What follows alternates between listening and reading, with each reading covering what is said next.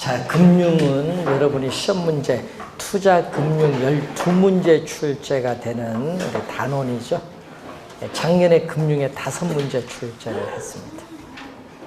5문제 어려운 거 아니었어, 작년에. 계산 문제 하나만 적으면 시간 걸릴 뿐, 작년. 투자보다는 좀 쉽죠. 자, 우선은 우리가 2번부터 풀어야 되는데, 우린 MBS는 4가지가 있거든요. 자, 여러분, 주택, 수요자인 차입자는 이 대출을 받으면은 항상 여러분 매월 뭐를 상환한다? 원리금 상환을 해요. 그래서 원리금을 상환을 하는데, 이 발행기관이 우리가 MPTS를 발행을 해서 투자자에게 이렇게 매각을 할 수 있고, 또 차입자는 또 원리금을 또 매월 상환을 해서 이번은 뭐를 발행할 수 있다? 투자자에게 MPB, 주택저당채권 담보부 채권을 발행할 수 있고, 또 차입자는 이번은 또 원리금을 또 상환을 하는데, 또 투자자에게 이번은 MPTB를 발행할 수 있어요. 시험 문제는 약어로도 출제를 해요. 약어. 예? 그 관련에 말 적어주면 좋은데 안 적어줄 때도 있어요. 출제할 때. 요 S는 하나밖에 없어요. 증권. 이체 증권이죠. 이 말은요, 매월 원리금을 받자마자 바로 즉시 투자자에게 이체를 시켜준다. 이체를 시켜준다는 의미에서 뭐가 붙은 거죠? 이체란 말을 붙고요. S는 뭐다? 증권. 그래서 증권은 요거 하나, 이제 나머지 3개는 전부 채권. 자, 우선은 증권인데, 문제는 요것은 지분을 매각하거든요. 자산을 발행기관은 매각해요. 자산 지분을 매각을 하기 때문에 MPTS는 자산 지분을 매각하는 방식이기 때문에 지분형의 성격을 가진 MBS다. 자, 자산 지분 3천억을 매각을 하면 3천억 현금이 들어와요. 들어오기 때문에 발행기관의 자산의 크게는 변화가 없다. 지분이 매각되면요, 지분이 넘어갑니다. 지분이 넘어가는데, 지분이 바로 2가지. 주택. 자, 시험 문제는 요걸로 출제죠. 주택, 저당, 채권, 집합물의 뭐다? 소유권과 원리금, 수취권. 이 지분이 전부 누구에게? 투자자에게 이전이 돼요. 2가지 권리가. 지분 매각했으니까. 자, 그런데 또 시험엔 우리 나올 때 우리 앞에서 배우셨듯이 시장 이자율이 지속적으로 하락을 해서 뭐죠? 우리 보금자리론, 고정금리, 대출 이자율보다 낮게 되면은 만기가 되기 전에 차입자는 뭐 한다? 조기 상환을 할 수 있죠. 시장 금리 하락에 따르는 금리 변동 위험, 그리고 차입자가 조기 상환하면 발행기관도 조기 상환해. 왜? 권리가 다 넘어갔으니까. 자, 그래서 권리가 이전되니까 그에 따르는 위험도 누구에게? 투자자에게 이전이 돼요. 자, 이때 원리금 수취권 조기 상환 위험은 세트예요. 같이 다닙니다. 요 2개는 같이 다니는 세트. 자, 그래서 암기를 하실 때는 증권은 뭐다? 투자자가 2개의 권리, 2개의 위험이 있다. 그래서 증권 2로 암기하면은 시험에 잘 틀리지는 않습니다. 자, MPTS고, 2번은 채권을 발행해. 본드는 채권인데 채권을 발행할 때는 담보가 있어야 돼. 채권을 발행할 때는 담보. 뭐를 담보? 주택, 저당, 채권, 집합물. 이걸 담보. 항상 채권을 발행을 하죠. 이것도 채권이거든요. 이 주택, 저당, 채권, 집합물을 담보로 발행기관에 신용을 가지고 채권을 발행해서 투자자에게 매각을 해요. 그러니까 소유권은 다 누가 보유하고 있는 거야? 우리는 발행기관이 보유하는 거예요. 채권은요, 요 소유권은 전부 발행기관이 보유해요. 이걸 담보로 하기 때문에. 자, 이걸 담보로 하기 때문에 이 소유권은 누가 보유한다? 발행기관이 보유하는 거예요.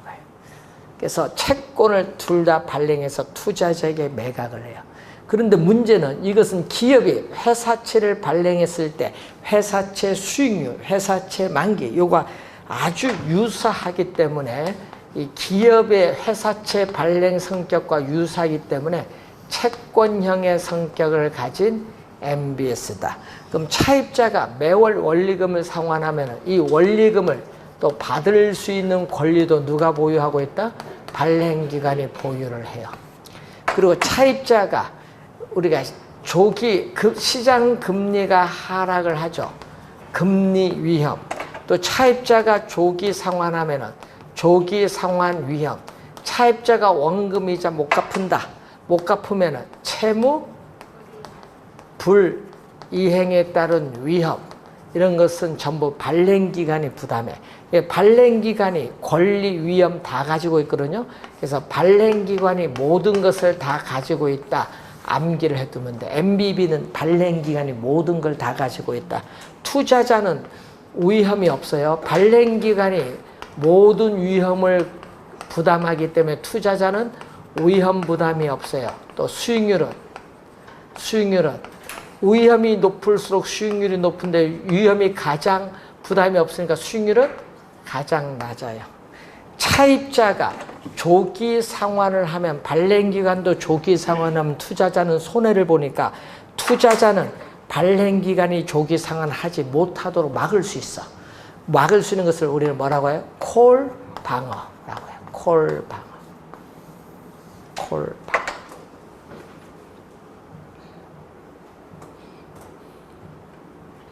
자, 그리고 발행기간은 어떻게 돼요? 여러분, 매월 원리금을 받지만요, 발행기금은 원리금을 안 줘요. 바로 안 주고, 이 채권에 대해서, 이자는 낮거든요. 이 채권에 대한 새로운 원리금을 줘요.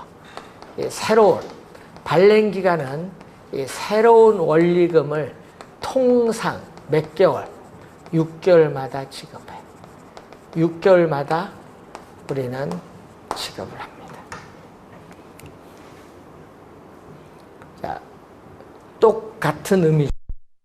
기간은 투자자에게 원금 이자를 받자마자 바로 이체시켜져요. 이때 투자자는 원금을 받을 수 있는 권리가 있고 차입자가 조기 상환하면 발행기간도 조기 상환하기 때문에 조기 상환 위험은 누가 부담?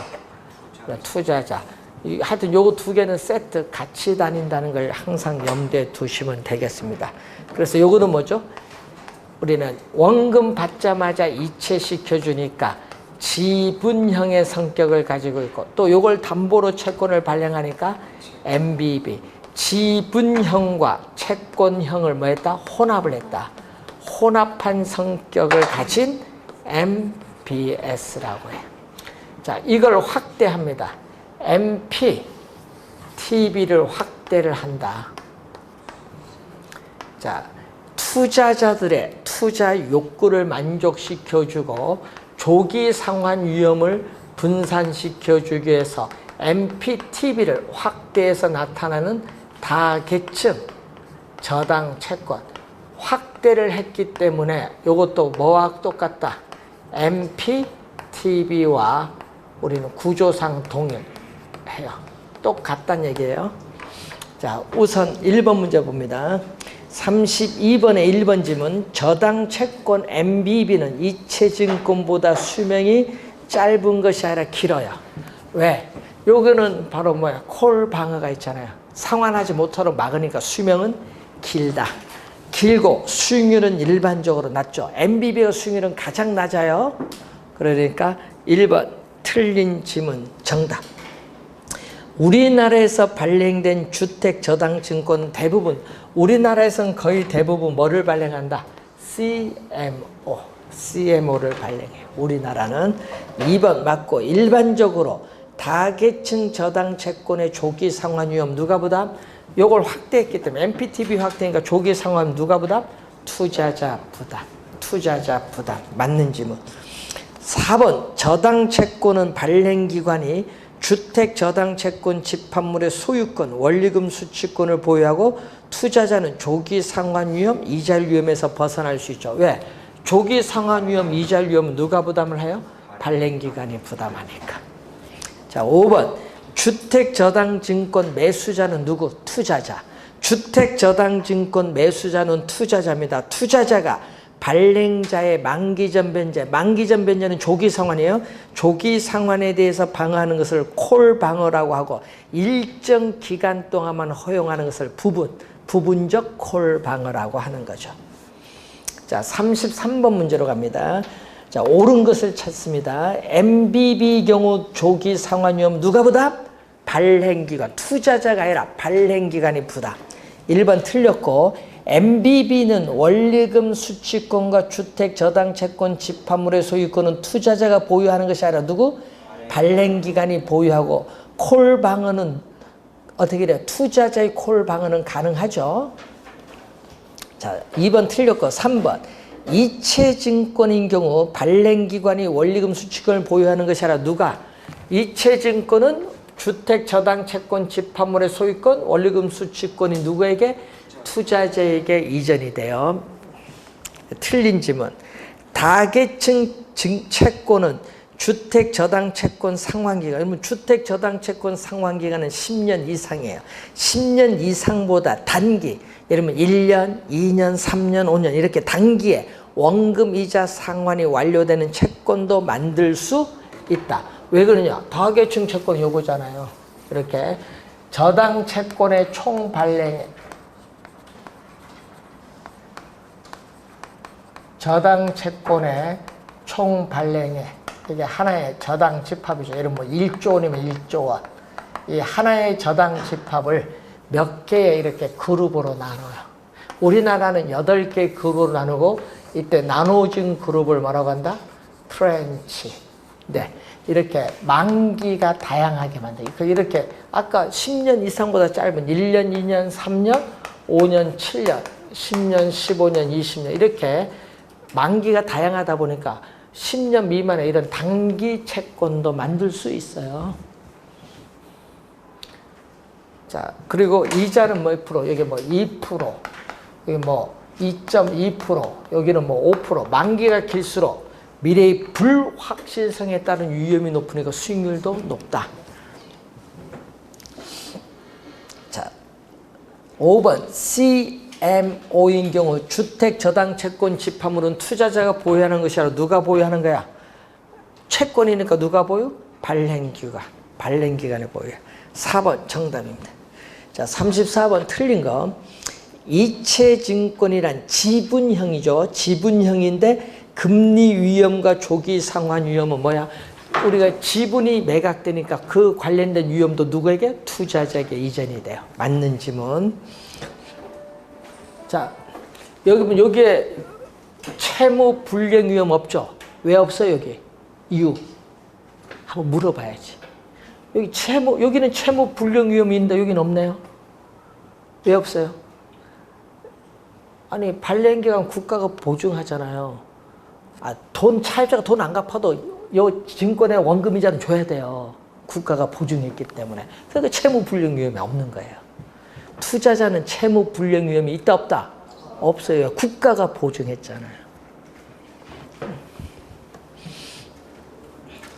자, 2번 MBB의 투자자는 최초의 주택 저당 채권 집합물의 소유권을 갖지 않죠. 누가 가지고 있다? 발행기관.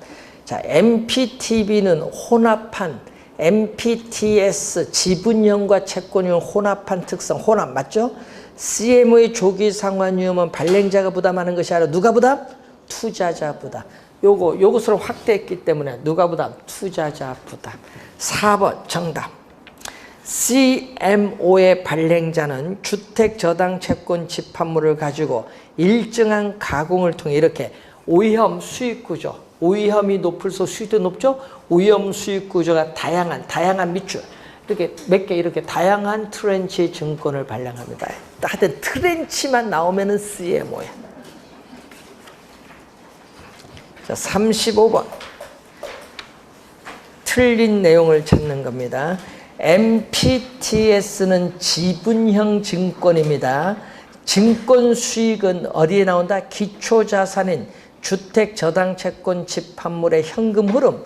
현금 흐름 뭐 저당 지불액. 요 저당 지불액 요거에 의존하는 거예요. 원리금 상환액이 이 원리금 상환액이 뭐다? 저당 지불액. 요거에 의존하는 거예요. 증권 수익은 1번 맞고 2번 MBB의 투자자는 최초의 주택저당채권 집합물에 대한 소유권을 갖는다. 소유권은 투자자가 아니라 발행기관. 2번 정답. 자, 3번 아까 설명했고 MPTB도 설명했고 혼합. C는 커머셜. 여러분 커머셜은 상업용이라고 해. 예? 커머셜은 상업용 MBS야. 그래서 금융기관이 보유한 상업용 부동산 모기지를 기초자산으로 하여 발행하는 증권입니다. 커머셜은 상업용 MBS다 이 말입니다. 자, 36번.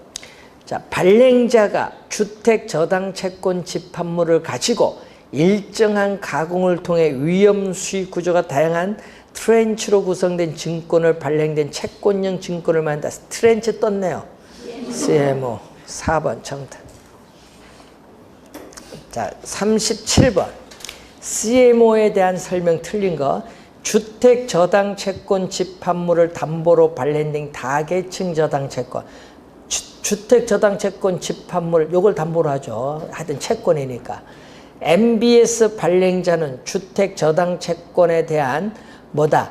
소유권을 가지고 이걸 담보로 다양한 채권 이렇게 다양한 채권을 발행을 하고 있습니다. 다양한 밑줄 맞는 질문.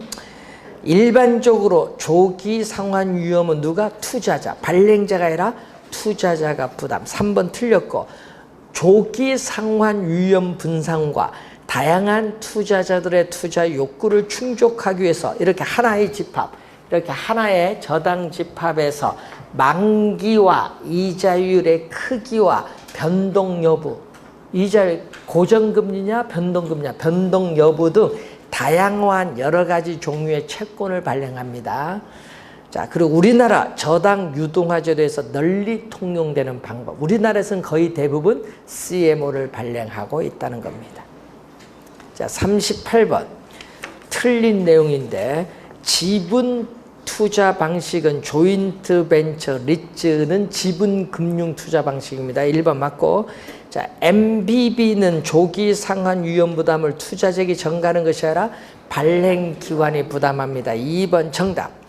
유동화 자산은 자산 유동화의 대상이 되는 자산으로서 채권, 부동산, 기타 재산권을 말합니다. 역저당 제도는 역저당 제도는요, 주택연금이라 생각하면 돼요. 대출자가 차입자의 주택을 담보로 매 기간마다 정기적으로 일정한 금액을 지불하는 제도, 역저당 제도의 개념. 역연금 제도라 생각하면 되죠. 대출금이 많은 경우에 차입자는 채무가 불이행될 가능성이 커질 위험이 있습니다. 자, 39번 틀린 건데 한국주택금융공사의 주택연금은 어떻게 해야 담보 대상이 되는 주택에 평생 동안 어떻게 해야 거주하고 평생 동안 매월 일정한 금액을 연금으로 지급하죠. 1번은 중요한 장점이죠. 또 뭐가 있어요? 주택연금은 또 국가가 공적으로 보증하고 있다. 그럼 국가가 보증하니까 주택연금 중단 위험이 있다 없다? 중단 위험이 없다. 우리나라에서는 신탁증서금융보다는 부동산을 담보로 해서 자금을 융통해주는 저당금융이 보편화되어 있습니다. 대형 개발 사업 자금을 조달하는 제도로서 프로젝트 파이낸싱 제도가 있고 한국주택금융공사의 주택연금 이용 자격 조건, 이제 가입 가능 연령을 보면은 근저당권 설정일 기준 주택 소유자 또는 배우자 또는의 동그라미 둘 중에 한 사람이에요. 만 60세 이상이죠. 여러분 기초연금 수급자인 경우는 어떻게 돼요? 우대 방식인 경우, 자 여러분 우대 방식은요, 우리는 월 지급금 지급 방식에 우대 방식이 있거든요.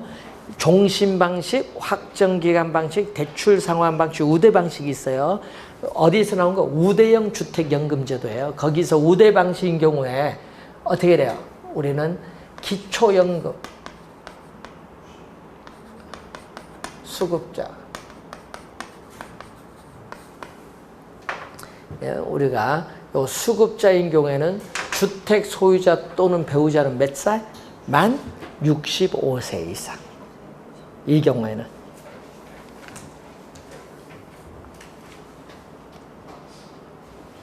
이때는 뭐다? 주택 소유자 또는 배우자가 만 65세. 60세가 아니에요. 여기는 65세가 돼. 요게 원래 바뀌었거든요. 도입이 돼서 원래 새로. 원래 도입된 지 한 몇 개월 안 됐어요.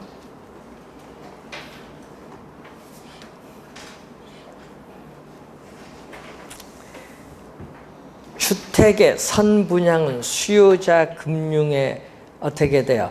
우리가 일종이다. 선분양은 수요자 금융이 아니라 공급자 금융. 우리가 거기 보시면은 우리가 수요자 금융인데 이 제도적인 우리가 관련해서 금융, 비제도적 금융에서 수요자 금융,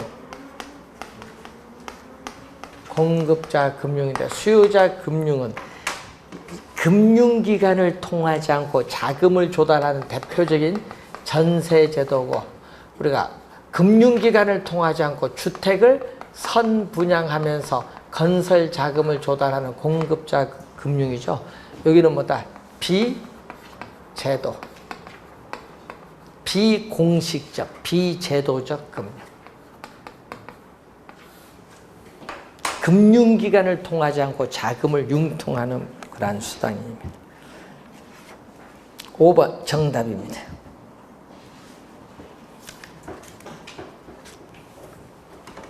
자, 41번 문제로 갑니다. 자, 41번. 한국주택금융공사에서 고령자의 노후 생활 지원을 위해 시행하고 있는 주택연금제도에 관한 설명 중 틀린 것을 묻는 내용입니다. 자, 이용 자격은 근저당권 설정일 기준 주택 소유자 또는 배우자가 만 60세 이상 맞고, 주택연금 지급 방식은 종신 방식, 확정기간 방식, 대출 상환 방식, 우대 방식 네 가지가 있어요. 등 이렇게 해놨죠. 담보가 되는 대상은 주택법상 주택으로서 단독주택, 다세대주택, 연립주택 및 아파트 등이고, 상가, 오피스텔, 영업 및 판매시설, 전답 등은 제외합니다. 자, 보증료는 주택 가격의 1.5%를 최초 대출 실행 시에 납부하는 초기 보증료와 보증잔액의 0.75%를 매월 납부하는 연보증료가 있습니다. 종신 지급 방식은 뭐죠? 여러분, 종신 방식은 두 가지가 있거든요. 종신, 월 지급금을 평생도록 지급하는 방식에 종신 지급 방식과 종신 뭐가 있다? 혼합 방식이 있어요. 인출 한도 설정이 없으면 무슨 방식? 여러분, 인출 한도는 대출 한도의 몇 프로? 50%인데 인출 한도에 설정이 없으면은 뭐다? 지금 인출 한도 설정 후 하면 뭐다? 종신 혼합. 예? 그래서 우리가 구분을 하시면 되겠고, 종신 지급 방식에서 가입자가 사망할 때까지 지급된 주택연금대출 원리금이 담보주택 가격을 초과할 경우에는 초과 지급된 금액은 법정 상속인이 상속을 해야 한다니까 틀려요. 여러분 어떻게 돼? 상속인에게 청구 못해요. 누가 부담? 국가 부담. 국가가 보증했기 때문에 국가 부담. 그러니까 5번 정답.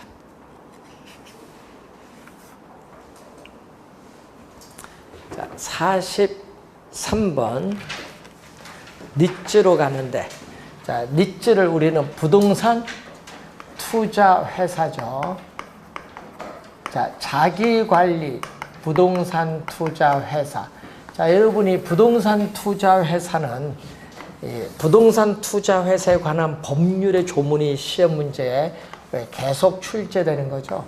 그래서 니츠가 부동산 투자 회사죠. 위탁 관리 부동산 투자 회사. 그리고 기업 구조 조정을 목적으로 한 기업 구조 조정 부동산 투자 회사. 우리나라가 옛날 IMF 터졌을 때요, 우리가 부실채권이 많이 생겼죠. 은행도 망하고 그 막대한 부실채권을 상당히 싸게 사서 부동산 가격 급등하면서 부실채권이 엄청나게 이득을 봤어요. 그래서 외국, 우리나라에서는 매각하는 외국 금융기관 달러 때문에 외국 금융기관 매각인데 약 그때 당시 우리나라 돈으로 64조를 벌어갔어요. 한 2, 3년 사이에. 그러니까 그때 당시에 엄청나게 요 기업 구조적 니츠가 엄청나게 수익률이 높았다는 거예요. 그때 당시. 자, 43번 니츠에 관한 설명으로 틀린 것은 자기관리 부동산 투자 회사의 개념이 나와 있습니다. 자산 운영 전문 인력을 포함한 임직원을 상근으로 두고 자산의 투자 운영을 직접 수행하는 회사. 요거죠. 개념이 나와 있습니다. 요거 한 4번 정도 또 시험 지문에 또 출제를 했죠. 시험 문제 요 개념을 지금 나와 있어요. 개념. 자, 2번 자기관리 부동산 투자회사는 설립 등기일부터 1년 6개월에 등기일부터 6개월입니다. 6개월 이내에 국토교통부 장관에게 영업인가를 신청해야 됩니다. 그래서 2번 정답. 부동산 투자회사는 주식회사니까 발기 설립의 방법으로 하여하며 현물 출전 설립을 할 수 없다. 없다의 동그라미. 작년 시험에 있다라고 정답으로 물었어요. 없습니다. 자, 국토교통부 장관은 영업인가를 받거나 등록을 한 경우에는 경영의 건전성 확보와 투자자 보호에 필요한 조건을 붙일 수 있다. 자기관리 부동산 투자회사는 영업인가를 받은 날부터 2년의 밑줄, 1년 6개월이 아니라 2년 이내에 발행하는 주식 추세 또 30% 밑줄, 30% 이상을 일반의 청약에 제공하여야 한다. 자, 여러분 그 5번 지문은 뭐죠? 주식 뭐다? 공모를 말하는데 기업 구조조정 부동산 투자회사는 적용하지 않고 어디에만 적용한다? 여기죠. 항상 몇 년? 2년. 여러분 2년이 1년 6개월이 아니라 몇 년? 2년 이내에 몇 프로? 100분의 30을 30%죠. 30% 이상.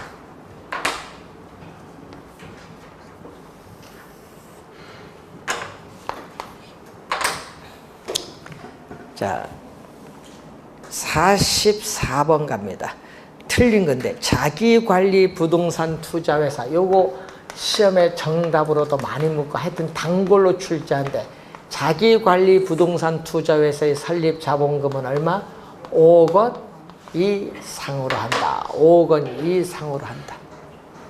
10억 원 아니죠. 1번 정답이고 부동산 신탁의 수익자. 여러분 수익은 수익을 받는 사람이잖아요. 말 그대로 신탁 행위에 따라 수익을 받는 자, 신탁 이익을 받는 자를 말합니다. 부동산 신탁의 신탁재산관리인이란 수탁자, 신탁을 받은 수탁자를 대신하여 신탁재산을 관리하는 자를 신탁재산관리인. 금융위원회 있죠. 여러분 뭐 뉴스 보면 금융감독원도 있고 금융위원회. 어디가 상급기관? 금융위원회가 상급기관이에요. 공익을 위하여 또는 부동산 투자회사의 주주를 보호하기 위해서 필요하면은 부동산 투자회사 등의 금융감독 관련 업무에 관한 자료 제출이나 보고를 명할 수 있다. 주식회사니까 주주가 나오는 거죠. 자, 부동산 소유권 이전 등기 청구권은 부동산 투자회사에 현물 출자할 수 있죠. 자, 여러분 우리가 영업인가 후에, 영업인가 전은 안 돼요. 영업인가 후에 현물 출자를 하는 재산은 5개가 있어요. 부동산, 지상권, 임차권 등 우리 부동산 사용에 관한 권리, 그리고 신탁이 종료된 때에 신탁 재산 전부가 수익자에게 귀속하는 부동산 신탁의 수익권, 지금 설명한 부동산 소유권의 이전 등기 청구권, 또 뭐가 있어요? 대토 보상권. 5개 중에 어느 하나가 현물 출자의 대상입니다. 그러니까 4번 뭐다? 맞는 지문입니다. 5번 맞는 지문입니다. 그래서 몇 번? 1번이 정답. 자, 45번으로 갑니다. 자, 부동산 투자 회사에 관한 설명으로 옳은 겁니다.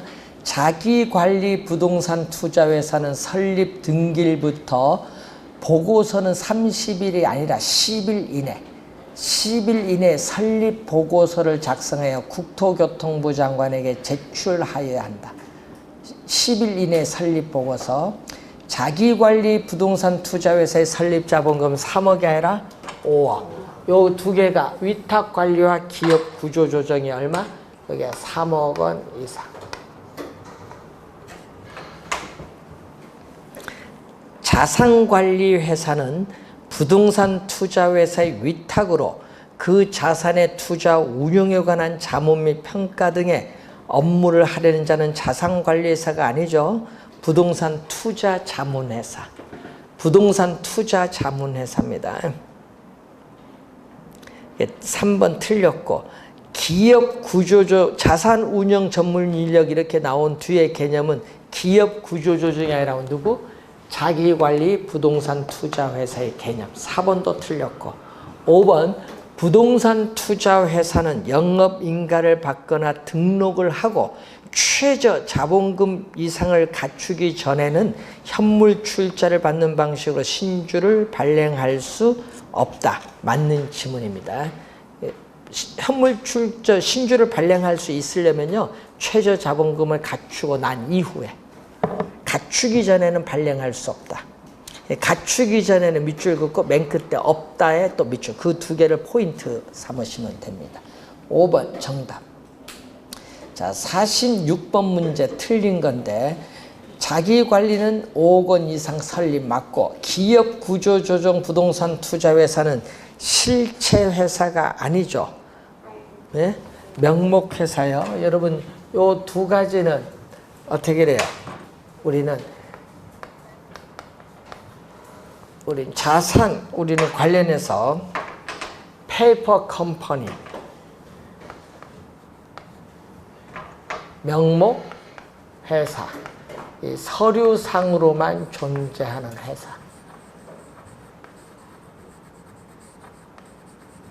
회사를 말하고, 뭐가 이 자기관리 회사가 본점 외에 지점을 설치할 수 있고 직원을 고용하나 상근 임원을 둘 수 있는 회사는 실체, 없는 건 명목회사. 그래서 2번이 틀렸고, 여러분 위탁관리 부동산 투자회사나 기업 구조조정 부동산 투자회사는 90% 이상 배당을 할 경우에는 법인세 면제 혜택이 있다. 그래서 2번 틀린 지문. 영업인가를 받거나 등록을 한 날부터 6개월이 지난 자기관리 부동산 투자회사의 자본금은 얼마가 돼야 된다? 70억 원 이상이 돼야 된다. 그럼 최저 자본금은 얼마다? 70억 원. 근데 위탁관리와 기업구조조정 부동산 투자회사의 최저 자본금은 얼마? 여기는 50억 원. 50억 원이 돼.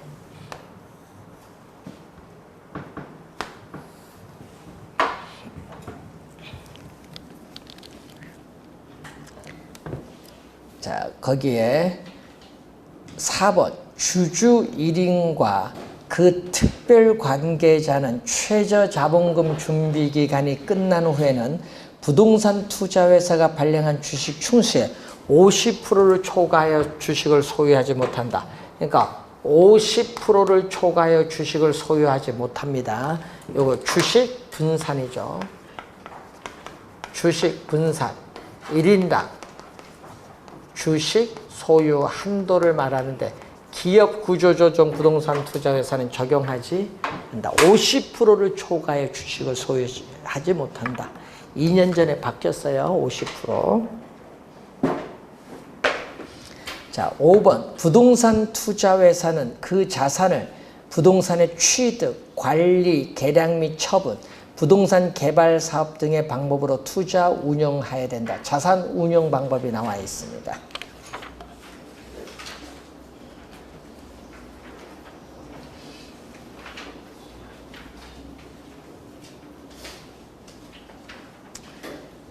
자, 49번 문제로 갑니다. 옳은 걸 찾는 겁니다. 영업인가를 받거나 등록을 한 날부터 몇 개월? 6개월이 지난 거죠. 자, 6개월이 지난 자기관리 부동산 투자회사의 자본금은 70억 원 이상이 돼야 된다. 1번 정답이네요. 2번 위탁관리 부동산 투자회사 및 기업 구조조정 부동산 투자회사의 설립 자본금은 얼마? 3억 원. 5억이 아니에요. 3억 원 이상으로 한다. 자기관리 부동산 투자회사의 설립 자본금은 3억이 아니라 5억 원 이상. 자, 영업인가를 받거나 등록을 한 날부터 6개월이 지난 위탁관리 기업 구조조정 부동산 투자회사의 자본금 100억 원이 아니라 50억 원 이상. 자, 부동산 투자회사는 부동산 등 자산의 운용에 관하여 회계 처리를 할 때는 국토교통부가 아니라 금융위원회. 자, 여러분 거기 보면은 국토교통부가 아니라 누구? 금융위원회. 금융위원회가 정하는 회계 처리 기준에 따라야 한다. 1번 정답. 여러분 작년에도 조문에서 냈거든요. 조문에서. 그래서 여기가 좀 중요해서 여기서 정답을 많이 묻는데 올해도 이쪽이 좀 중요하다. 여기서는 점수를 주려고 내는 문제인데 법조문을 잘 보시면 되고 올해는 뭐 바뀐 것도 없어요. 그래서 올해도 한번 조문 좀 확인하시면 되겠습니다. PF, 프로젝트 파이낸싱은 프로젝트 금융인데 이것은요 경제 상황에 따라 출제돼요. 작년에는 뭐 북한 철도 뭐 어쩌고저쩌고 해서 그 PF 방식으로 뭐 한다고 뭐 해서 작년에 출제를 했어요. 근데 올해도 또 PF가 또 중요해요. 올해도 출제할 수도 있습니다. 왜냐? 정부가 돈이 없다 보니까 PF로 뭐야? 정부가 보증해서 민간 자금을 조달해서 대규모 자금 조달해서 뭐 북한하고 철도 도로 연결하는 사업을 하겠다는 얘기인데 뭐 그걸 하는 건 좋은데 문제는 뭐 미국하고 관계가 어떻게 되냐에 따라 달라지는데 하여튼 그런 사업을 할 때 PF를 하겠다는 얘기예요. 정부 예산은 돈이 없다 보니까. 남북협력기금도 돈이 별로 없잖아요. 그래서 올해도 출제 가능성이 좀 높아요. 프로젝트 파이낸싱은. 그래서 프로젝트 파이낸싱 그리고 이제 평가 이론은 다음 주에 또 설명하도록 하겠습니다. 자, 오늘 수고하셨습니다.